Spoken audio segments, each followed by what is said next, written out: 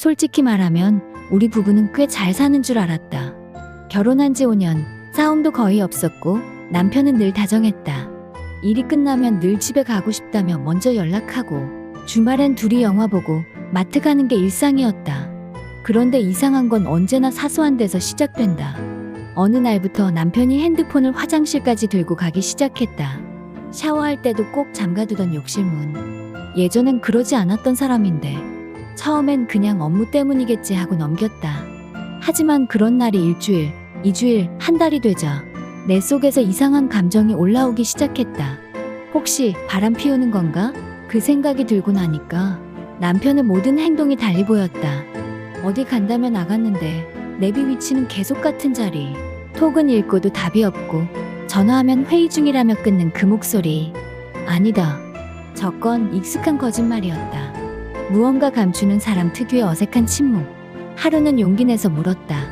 오빠 요즘 어디 자주 가는 데 있어?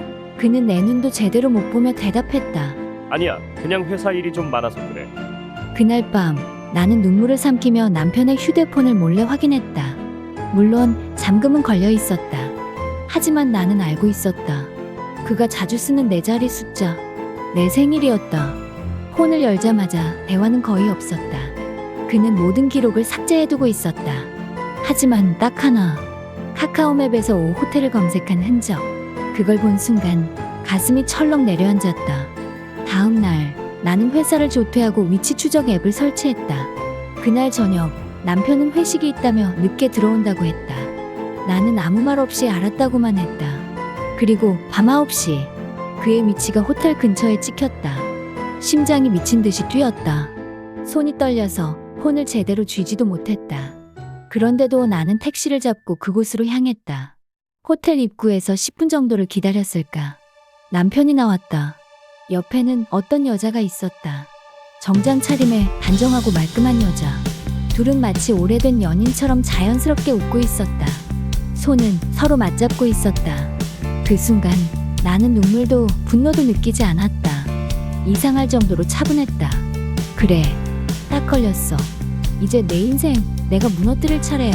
그날 밤 호텔 앞에서 두 사람이 나란히 걸어가는 뒷모습을 보며 나는 핸드폰으로 사진을 몇 장 찍었다. 플래시는 켜지지 않게 조심하면서. 그리고 조용히 돌아섰다. 나는 울지 않았다. 그 순간부터 나는 피해자가 아니라 플레이어가 되기로 했다. 다음 날 나는 회사에 병가를 내고 법무법인을 찾았다. 변호사는 내게 말했다. 불륜 소송은 감정적으로 접근하면 안 됩니다. 냉정하게 돈으로 따지세요. 나는 2달 동안 준비했다. 그의 동선을 계속 추적했고 호텔 영수증, 위치 기록, 사진, 통화 내역까지 하나하나 모아갔다. 그 여자가 누군지 조사하기 위해 남편의 차량 블랙박스를 확보했고 거기서 나온 대화 녹음은 결정적이었다. 자기 아내한테 이혼하자고 말했어? 아직은 돈 정리 좀 하고. 걱정 마. 나는 그 녹음을 들으며 조용히 웃었다.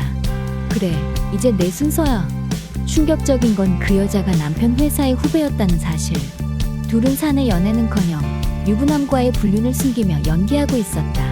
하지만 나는 자료를 모두 모아 남편 회사 인사팀 그리고 불륜녀의 상사에게 익명으로 전달했다. 그로부터 일주일 뒤 둘 다 회사의 징계를 받았고 불륜녀는 인사이동과 함께 본사에서 지방 발령이 났다. 그리고 나는 그들이 정신 못 차릴 타이밍에 이혼 소송을 정식으로 걸었다.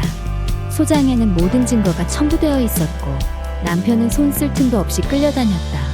그의 표정을 본 순간 나는 처음으로 해방이라는 단어를 실감했다. 그는 울며 말했다. 한 번만 용서해 줄 수 없어? 나는 차갑게 말했다. 이미 늦었어. 넌 나한테서도 내 인생에서도 이겼다고 착각했겠지.